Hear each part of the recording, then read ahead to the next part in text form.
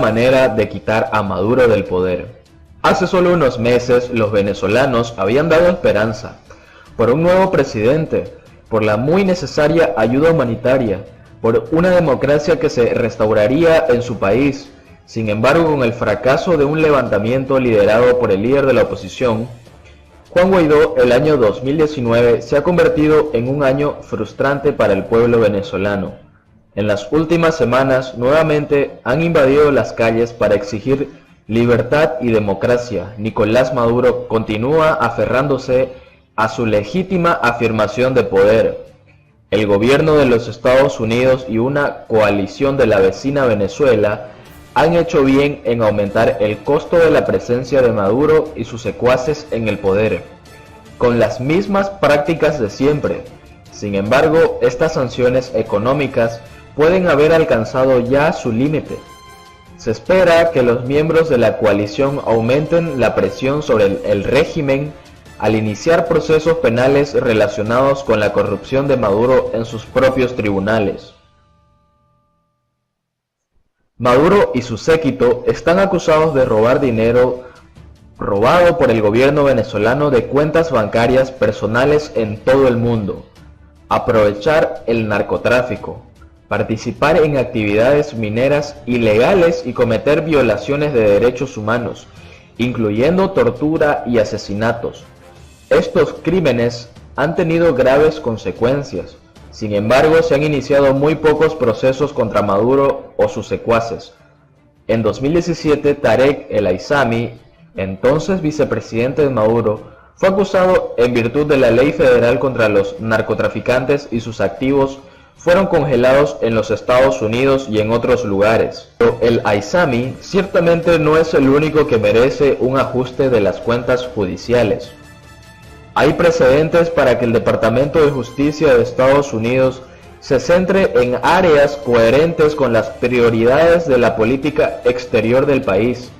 En 1988, el Departamento de Justicia de los Estados Unidos demandó al presidente de Panamá, Manuel Noriega, así como a miembros de su entorno inmediato cuando las relaciones entre los dos países se deterioraron.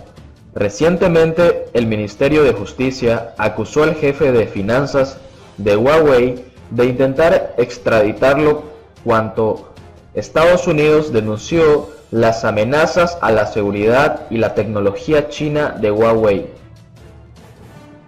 En los Estados Unidos, los cargos sellados de los miembros del círculo cercano de Maduro ya han sido sellados y el Ministerio de Justicia está separando el momento adecuado para presentarlos. Ha llegado el momento de aplicar nuevos cargos penales contra los miembros del régimen de Maduro. Este mecanismo no solo puede implementarse en los Estados Unidos, aunque tiene servicios de inteligencia más fuertes que le permiten tener una mejor idea de quién podría cometer los delitos. Países como Colombia, donde huyeron muchos venezolanos, Perú, donde son víctimas de la trata de refugiados venezolanos, cuyo sistema de justicia penal tiene una de las definiciones legales más amplias para procesar crímenes de lesa humanidad, debe investigar si los colaboradores de Maduro cometieron crímenes dentro de su jurisdicción. Algunas personas dirían que es inútil presentar cargos criminales contra miembros del grupo de Maduro. Seguramente no serán extraditados a los Estados Unidos ni a otro país. Si bien esto puede ser cierto, estas medidas tienen peso. Primero, los sistemas judiciales de los Estados Unidos y muchos otros países de las Américas todavía respetan el hecho de ser independientes del Ejecutivo. Si bien hay un precedente en el que el Departamento de Justicia se centra en los intereses de la política exterior de los Estados Unidos, todavía existe una separación significativa entre las sanciones, que pueden imponerse a discreción del Ejecutivo, y los cargos de casos penales que requieren la presentación de pruebas en un tribunal. Los cargos penales solo se emiten si hay pruebas suficientes para convencer a un tribunal independiente. Segundo, una vez acusados, Maduro y sus secuaces podrían estar sujetos a una notificación roja de Interpol, que limitaría gravemente su capacidad de viajar fuera de Venezuela. Es posible que aún puedan ir a Cuba o Rusia, pero sus compras en Madrid, París y Londres ya no sería una opción. Pronto descubrirán que todo el dinero almacenado ilegalmente en sus cuentas no es útil si no tienen dónde gastarlo. En tercer lugar, las pruebas reunidas por los países signatarios del Estatuto de Roma, el tratado internacional por el cual se estableció la Corte Penal Internacional, podrían enviarse a la Corte para llevar a cabo sus propias investigaciones. Aunque Estados Unidos no es miembro del tribunal, la mayoría de los países latinoamericanos sí lo son. También se abrió una primera investigación judicial sobre denuncias de tortura por parte de miembros del gobierno venezolano después de que 6 gobiernos presentaron formalmente una solicitud. Recolectar pruebas para presentar cargos contra otros miembros del círculo íntimo de Maduro sería un trabajo que requeriría muchos recursos. Los servicios de inteligencia de Estados Unidos deben proporcionar al Ministerio de Justicia gran parte de la evidencia necesaria contra determinados venezolanos. Los países socios de los Estados Unidos en los Estados Unidos deberían crear equipos de fiscales.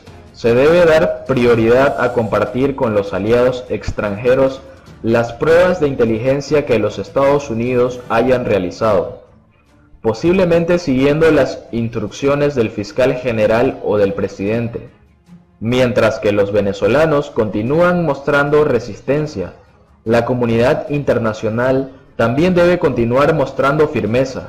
Los sistemas de justicia estadounidenses deben arrojar luz sobre la creciente oscuridad de Venezuela y culpar a los muchos miembros del régimen que se han vuelto ricos y poderosos a costa de sus conciudadanos. Por otro lado, el socialismo de Chávez y Maduro acabó con 10.200 empresas en Venezuela. El universo de empresas que operan actualmente en el país comprende 2.500 industrias. Hugo Chávez y Nicolás Maduro, cuando llegó al poder, dejaron inactivas al 95% de las compañías que operan en Venezuela antes de la llegada del socialismo. El presidente de Conindustria, Juan Pablo Olalquiagua, dijo que había 2.500 industrias en el país, mientras que cuando llegó al poder el chavismo tenía 12.700, lo que significa que 10.200 han desaparecido. Un informe presentado por la Confederación Nacional de Industriales de Venezuela indica que al menos el 85% de las 2.500 empresas que aún sobreviven en condiciones precarias podrían cerrar en no más de 2 años en ausencia de cambios político y económico en el país de América del Sur. La encuesta de negocios revela que el 53% de las empresas en el parque industrial venezolano trabajaron con menos del 20% de su capacidad operativa. En un momento en que la industria se está agotando, el empleo en Venezuela cesa por cada trabajo directo. Hay 3 indirectos. El 75% de las empresas dice que no atienden lo suficiente la cantidad de venezolanos que pierden sus empleos. En Conindustria se perdieron 1.5 millones de empleos en los años de la revolución, dijo. Los controles de cambio, precios, leyes laborales, expropiaciones y amenazas son, en su mayor parte, las razones por las cuales el sector industrial se está convirtiendo en un cementerio comercial todos los días. Además de lo anterior, existen dificultades para que los comerciantes reconstruyan sus acciones, lo que con el paso del tiempo puede reducir el número de Santa Marías ni entre las 20 empresas multinacionales que han abandonado Venezuela gracias al socialismo. Según Conindustria, las transnacionales han decidido retirarse de Venezuela. La grave escasez de materias primas, la falta de acceso a las monedas extranjeras, las leyes y regulaciones que han obstaculizado la actividad económica y los precios controlados absurdamente generados a partir de grandes pérdidas en sus operaciones. Venezuela es el país más agresivo en emprendimiento, dijo Panam Post Víctor Maldonado, director de la ONG Cedice Libertad y exdirector de la Cámara de Comercio e Industria de Caracas. El socialismo del siglo XXI no es solo un problema, también afecta y amenaza los derechos de propiedad de las empresas. Venezuela es el país donde la posición del empleador es uno de los trabajos más peligrosos. Las empresas venezolanas no están reconocidas ni garantizadas, no tienen derechos, declaró.